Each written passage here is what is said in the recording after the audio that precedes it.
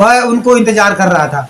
तो ये 5 सवाल भाई चंद्रशेखर जी की ओर से निकल के आ रहे हैं और इस पर विचार करिएगा और कमेंट पर बताइएगा कि उन्होंने जो रोहिणी घावड़ी से जो सवाल किए हैं वो सवाल कैसे हैं और रोहिणी घावड़ी उनके सवालों का जवाब दे पाती हैं कि नहीं दे और भी उन्होंने कहा और भी कुछ ऐसे साक्ष्य हैं और भी कुछ ऐसी बातें हैं जो चंद्रशेखर भाई कोर्ट पर रखेंगे। अब आपको और मजबूत साक्ष्य तैयार करके रखना है ताकि आप सही ढंग से भाई चंद्रशेखर को वहां पर नीचा दिखा सके। नमस्कार साथियों, शतमार्ग रॉन्ग नंबर और शतमार्ग राइट नंबर मंच पर आप सभी का बहुत बहुत स्वागत है। मैं लालचंद शतमार्ग आप लोगों से यह कहना चाहूँगा कि हमारा जो चंद्रशेखर भाई के ऊपर जो ये आरोप लगाए जा रहे हैं, इस आरोपों को लेकर के हमारा पूरा देश का हर समाज, हर वर्ग, हर धर्म का व्यक्ति चंद्रशेखर भाई के ऊपर नज़र रखे हुए है कि आखिर में ये रोहिणी ने जो है तो चंद्रशेखर के ऊपर इल्जाम लगाए चली जा रही है और चंद्रशेखर भाई कुछ बोल नहीं रहे हैं। तो मेरे प्यारे साथियों, आज मैं वो दिन दूर नहीं है और चंद्रशेखर भाई ने कुछ ऐसे क्वेश्चन किए हैं जो वो क्वेश्चन मैं आप लोगों के सामने रखूंगा। ये आज ही की बात है, आज 18 तारीख और महीना 6 2025 का दिन है। तो आज ही के दिन भाई चंद्रशेखर जी ने रोहिणी घावड़ी के से जो है तो इन्होंने 5 सवाल किए हैं। तो ये घबराने की बात नहीं है और जिसका आप लोगों को इंतजार था, बेसब्री से जो इंतजार कर रहे थे कि भाई चंद्रशेखर जी कुछ बोल नहीं रहे हैं और रोहिणी के ऊपर सवालों के ऊपर सवाल और आरोपों के ऊपर आरोप जो लगाए चली जा रही है, इसके लिए वो प्रश्न, वो उनकी बातें सुनने के लिए हमारा पूरा देश और पूरा समाज, हर धर्म का व्यक्ति उनको इंतजार कर रहा था।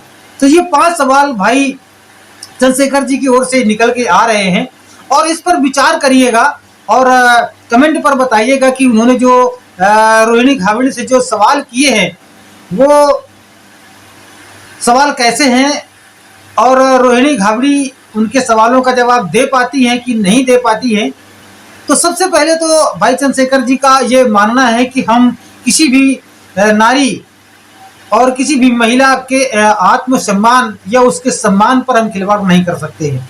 हम उसके नारी का सम्मान रखते हुए और उसकी मर्यादा को ध्यान में रखते हुए मैं किसी भी बात को कुछ कह सकता हूं और मैं ऐसा कोई अनलीगल व्यवहार या ऐसी कोई बात नहीं कर सकता जिससे कि नारी के सम्मान में आहत पहुंचे। तो साथियों, मैं आप लोगों को ये बताऊंगा, उनका पहला सवाल ये है कि जब आपने कहा कि चंद्रशेखर ने रोहिणी घावड़ी के ऊपर अत्याचार किया, उनका शारीरिक शोषण किया और उनसे जो है उनके साथ में बहुत बड़ा विश्वासघात किया, तो आप ये बताइए कि आप के साथ में जब विश्वासघात हो रहा था तो अभी तक आप चुप क्यों रही? जब उन्होंने आपके साथ में छोटी सी कमी की थी तो आपने आवाज क्यों नहीं उठाई और आपने किससे कहा कि ये चंद्रशेखर मेरे साथ में गलत कर रहे हैं? यानी कि आपके चुप रहने का कारण क्या है? किससे आप डर रही थी और क्या आपके अंदर भय था? क्या सोच रही थी? क्या आपके अंदर कौन सा ऐसा सम्मान जग रहा था जो आपके साथ में चंद्रशेखर ने शोषण किया और आप उस शोषण को आप दाबती रही? क्यों आपने दाबा? और दूसरी बात यह है कि चंद्रशेखर संघर्ष की आग में जब जल रहे थे, क्योंकि आप 2021 से जुड़े हुए हैं और चंद्रशेखर जब आग में जल रहे थे, संघर्ष कर रहे थे, गोलियां खा रहे थे, जेल जा रहे थे, मुकदमे लड़ रहे थे, और इस समाज के बीच में जाकर के लोगों का हित कर रहे थे, और इधर आपके साथ में शोषण भी हो रहा था। अगर आपके साथ में शोषण हो रहा था तो जिस समय चंद्रशेखर संघर्ष की आग में जल रहे थे उस वक्त आपने जुबान क्यों नहीं खोली? क्योंकि आप संघर्ष को देख रही थी कि आप अपनी मर्यादा को देख रही थी, और संघर्ष इनका बड़ा था कि आपकी इज्जत बड़ी थी। अगर मर्यादा बड़ी थी, आपका शोषण बड़ा था, तो ये संघर्ष कर रहे थे, जब इनके ऊपर गोलियां बरस रही थी, लोग इनके ऊपर गलत व्यवहार कर रहे थे, तब आपको आवाज उठाना चाहिए था। तब उसी पीरियड पर कह देना चाहिए था कि चंद्रशेखर गोली खाने के लायक हैं, इन्होंने मेरा शोषण किया है। तब आपने जुबान क्यों नहीं खोली? ये भी एक बहुत बड़ा सवाल उठता है। तो जो मैं आप लोगों को ये क्वेश्चन बता रहा हूं, इन क्वेश्चनों पर आप लोग नजर रखिए और इन पर विचार करिए। भाई चंद्रशेखर के जो ये क्वेश्चन हैं, जो रोहिणी घाबली से ये जो क्वेश्चन पूछ रहे हैं, तो इनके क्वेश्चन में कितनी दम है और आप लोग इस पर क्या विचार करेंगे? अगर आपका शोषण हो रहा था, आपके साथ में गलत हो रहा था, तो आप चुप्पी क्यों साधी थी? आपको आवाज उठाना चाहिए था। आपने क्यों नहीं आवाज उठाई? किसके दबाव में थी आप? और वो क्या सोच रही थी, किस लिए आपने आवाज नहीं उठाई? ये भी क्वेश्चन एक बहुत महत्वपूर्ण है। इसके बाद में तीसरा सवाल खड़ा होता है कि सोशल मीडिया पर चैट जो आपने परोसे हैं, तो आपने ये सोशल मीडिया पर आने का आपका मकसद क्या था? जब आपके ऊपर अन्याय हुआ, अत्याचार हुआ, तो आपको शासन के पास में जाना चाहिए था, कोर्ट जाना चाहिए था, थाना जाना चाहिए था, इनके ऊपर रिपोर्ट करना चाहिए था। मगर आपने इनके ऊपर रिपोर्ट क्यों नहीं की? आप कोर्ट क्यों नहीं गए जहां से न्याय मिलता है? आप वहां क्यों नहीं गए? और जब चंद्रशेखर भाई नगीना से जब जीत गए, उनके स्वागत और सम्मान में जब उनके गले पे माला पड़ने लगे, लोगों का प्यार मिलने लगा, लोगों को आशीर्वाद मिला, तब आप कहां थे? उस वक्त आपने आवाज क्यों नहीं उठाई? ये भी एक बहुत ही मार्मिक क्वेश्चन है। आपको अपनी मर्यादा पर ध्यान देना चाहिए था। आपके साथ में जो चंद्रशेखर ने जो शोषण किया है, आपको उसको ध्यान में रखना चाहिए था। जिस समय समाज इनको आशीर्वाद दे रही थी, उस समय आपको वहीं पर कूद जाना चाहिए था। जब ये चंद्रशेखर भाई सांसद बन करके आए थे, जब इनके गले में माला पड़ रहे थे, जब ढोल बज रहे थे, तो उसी बीच में आपको आवाज उठाना चाहिए था। उस पीरियड पर आप थाना क्यों नहीं गए? आपने कानून को सहारा क्यों नहीं लिया? और आपने ये सोशल मीडिया का सहारा क्यों लिया? क्या आप वायरल होना चाहती थी? आपको लाइक और कमेंट पसंद थे? किस लिए आप सोशल मीडिया पर आए? यहां पर क्यों आपके आने का मकसद क्या था? आपका मूल मकसद ये था कि जब चंद्रशेखर भाई ने आपका शोषण किया है, तो आपको थाना जाना चाहिए था, इनके ऊपर रिपोर्ट करना चाहिए था, और ये तमाम जगह पर जहां जहां इनका सम्मान होता रहा है, उस जगह पर आपको ये आवाज उठाना चाहिए था। आप चुप्पी क्यों साधे रही? आप इतने दिन तक क्यों शांत रही? और आप 4 जून से आपको होश क्यों आया? तब तक आप कहां थी? इतने दिन आपके साथ में 3-4 साल तक शोषण होता रहा, और आप चुप्पी साधे बैठे रही घर में और कुछ कहा नहीं। क्यों नहीं कहा? इन तमाम सारे सवालों का जवाब आपको देना होगा। अगर तुम सही थे, चौथा सवाल, अगर तुम सही थे तो कानून का सहारा क्यों नहीं लिया? आपको, जब आपके अंदर सच्चाई थी, आप ईमानदारी से समाज में काम कर रही थी, और ईमानदारी से आप चंद्रशेखर भाई को साथ दे रही थी, हर रास्ता आप चंद्रशेखर को बता रही थी, और चंद्रशेखर आपका शोषण कर रहे थे, तो आपको कानून का सहारा लेना चाहिए था। आपके साथ में उन्होंने, और ये सब आप करती रही और आप शोषण झेलती रही, और इसके बाद में कानून का सहारा भी नहीं लिया। सोशल मीडिया पर है, और आपने अगर सोशल मीडिया पर आप आए तो आपने सोशल मीडिया के तो जो आपकी जो चैट आपने तैयार किए हैं, इन चैटों के जवाब क्या आप कोर्ट में दे पाएंगे? क्या आपको भरोसा है कि जो आपने चैट किए हैं इन चैटों में कितनी बड़ी दम है? और आपने जो एविडेंस तैयार किए हैं, इनकी जो रिकॉर्डिंग तैयार की है, इनकी जो आपने चैट तैयार किए हैं, तो आपने इस चैट क्यों तैयार किए थे? ये बहुत ही गंभीर सवाल है कि ये चैट आपने क्यों तैयार किए थे। इसका मतलब कि आपने हमें धोखा देने की पहले से ठान रखी थी, और अगर वाकई में आप ईमानदारी से काम कर रहे होते, वाकई में आपको अगर चंद्रशेखर से प्यार था, तो आपको ये चैट इकट्ठा करने की जरूरत क्या थी? क्योंकि जब एक व्यक्ति में प्यार होता है, पिछले वीडियो में मैंने बताया था कि अगर आप में प्यार है तो एक बहुत बड़ी कमी, भारी कमी, अगर आपका प्यार है, सच्चा प्यार है, अगर आपने प्यार किया है, तो वो भारी कमी एक मोहब्बत में बदल जाती है। अगर आपका प्यार नहीं है तो छोटी सी भी कमी एक बहुत बड़ा कारण बना करके तैयार कर देती है। और आपने चंद्रशेखर भाई से मोहब्बत किया, कैसी मोहब्बत किया? जो मोहब्बत के पीरियड पर आप इनके सबूत इकट्ठा करती रही, आप इनकी रिकॉर्डिंग करती रही, आप व्हाट्सएप पे इनकी चैट रिकॉर्डिंग करती रही। इसका मतलब यह होता है कि जरूर कुछ न कुछ आपके अंदर काला था। ये बात मेरी नहीं है, ये भाई चंद्रशेखर की बात है। और आखिरी सवाल है, पांचवा सवाल, शादी के पहले शादी जो करने का इन्होंने वादा किया,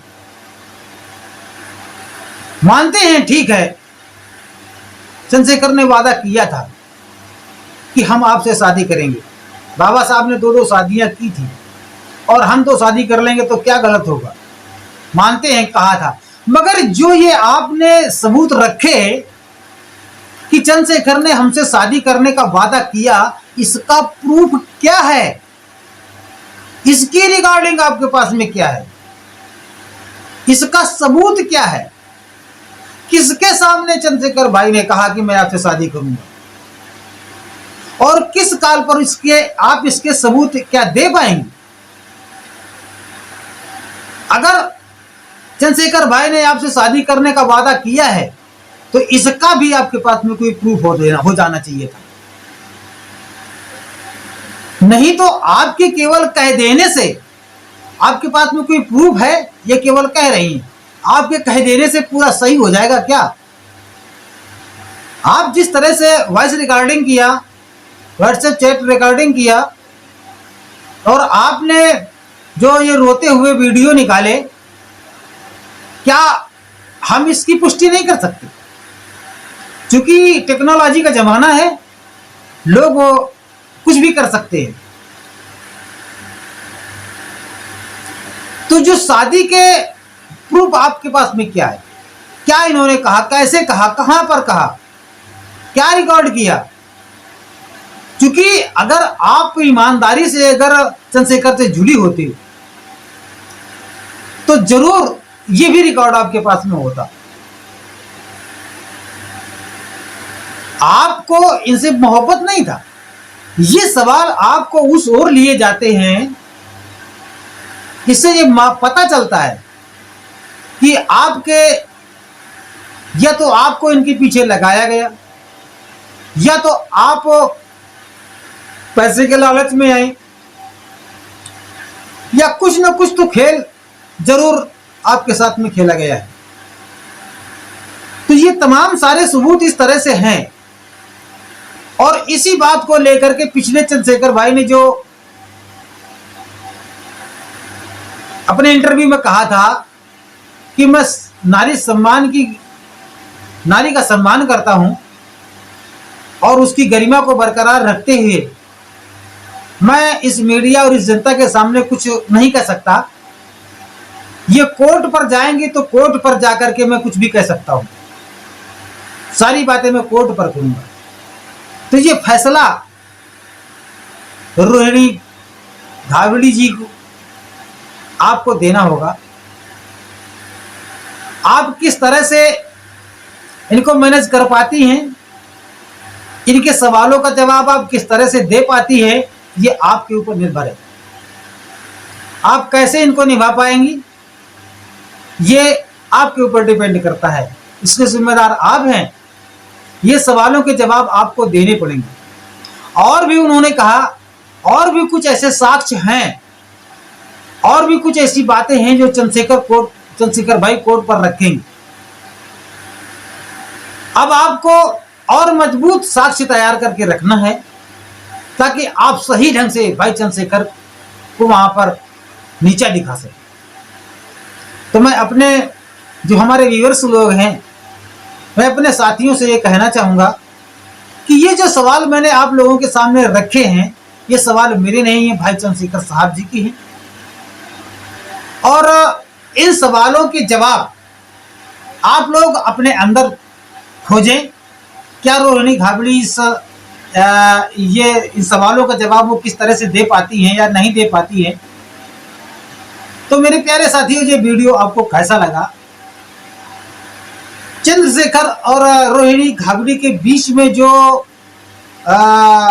संवाद चल रहा है, इनका जो एक सिस्टम चल रहा है, तो इसकी हर जानकारी मैं बड़ी ही मेहनत से ला करके मैं आप लोगों को सामने रखता हूं। इसलिए मेरे प्यारे साथियों, इस वीडियो को या मेरे इस चैनल को आप लोग सब्सक्राइब करिएगा और इस वीडियो को लाइक जरूर करिएगा। अगर वीडियो अच्छा लग रहा है तो साथियों तक जरूर भेजिएगा, क्योंकि एक वीडियो बनाने में मुझे बहुत मेहनत करनी पड़ती है। एक लाइक आप अगर कर देते हैं तो इससे हमारा बहुत बड़ा लाभ हो जाता है, क्योंकि जब आप एक लाइक करते हैं तो वो लाइक जब आपका हो जाता है तो YouTube को पता चलता है कि ये कंटेंट बहुत बढ़िया है और इसको किसी ने पसंद किया, और ज्यादा से ज्यादा लाइक ही हमारे लिए हमारी सब कुछ आमदनी है। हम लोग गरीब तबके के पत्रकार हैं, बिल्कुल निहायत गरीब तबके के पत्रकार हैं। गरीब घराने में पैदा हुआ हूं। बस ये जो समाज का जो दंश मैंने झेला है, ये मनुवादी व्यवस्था का जो दंश झेला है, उसकी ज्वाला मेरे अंदर जल रही है। और उस ज्वाला को भड़काने के लिए, इस ज्वाला को इस पूरी समाज को दिखाने के लिए मैंने इस चैनल को बनाया है।